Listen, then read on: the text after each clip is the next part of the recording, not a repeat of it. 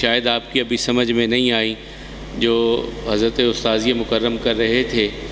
یہ کتنا بڑا مسئلہ ہے، کتنا اس کے لیے معاملہ کہ ہزاروں لوگوں نے پاکستان میں اس کے لیے اپنی جان کا نذرانہ دیا، ہزاروں لوگوں نے اپنی جان کا نذرانہ دیا اس مسئلہ کے لیے، پھر جا کر کے یہ قادیانی جو ہیں وہ اقلیت مینارٹیز قرار دیے گئے۔ یہ کیوں ہیں؟ بہت سارے خاص طور پہ پڑھے لکھے نوجوان سوال کرتے ہیں، کلمہ پڑھتے ہیں، قرآن یہی ہے، نماز یہی ہے، پھر ہم انہیں کافر کیوں کہتے ہیں؟ تو انشاءاللہ کل کوشش کروں گا میں اس حوالے سے کہ وہ کلمہ جو پڑھتے ہیں وہ کیا ہے، قرآن جو پڑھتے ہیں تو اس میں کیا ان کا معاملات ہیں۔ یہ الحمدللہ جو ایک تصور تھا کہ ان سے کوئی گفتگو نہیں کر سکتا، یہ بڑے پڑھے لکھے لوگ ہوتے ہیں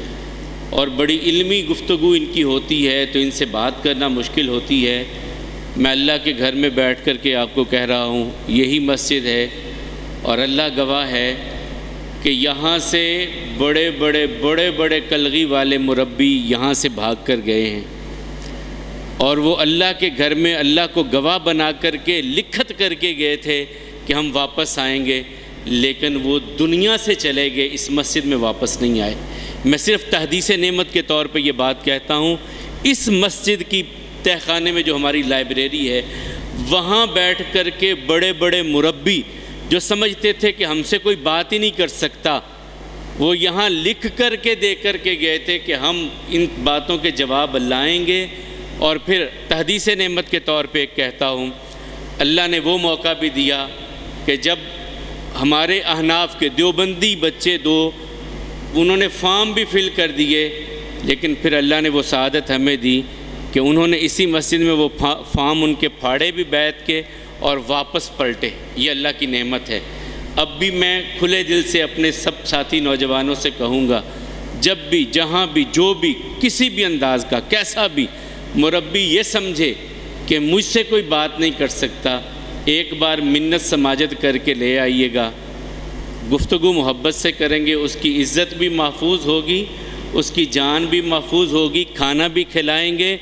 اور بڑی محبت سے گفتگو بھی کریں گے، آگے اس کے نصیب۔ تو میں بلا تاخیر اب خاص طور پہ اہل حدیث یوتھ فورس کے ان نوجوان، سلیمان اظہر ان کا نام ہے، ان کی 3 بہنوں کی شادی ادھر حافظ آباد میں ہوئی تھی، وہ کچھ دیر وقت بھی گزارا انہوں نے، میری پھر ان سے فون پہ اس حوالے سے گفتگو بھی کچھ وقت میں ہوئی۔ تو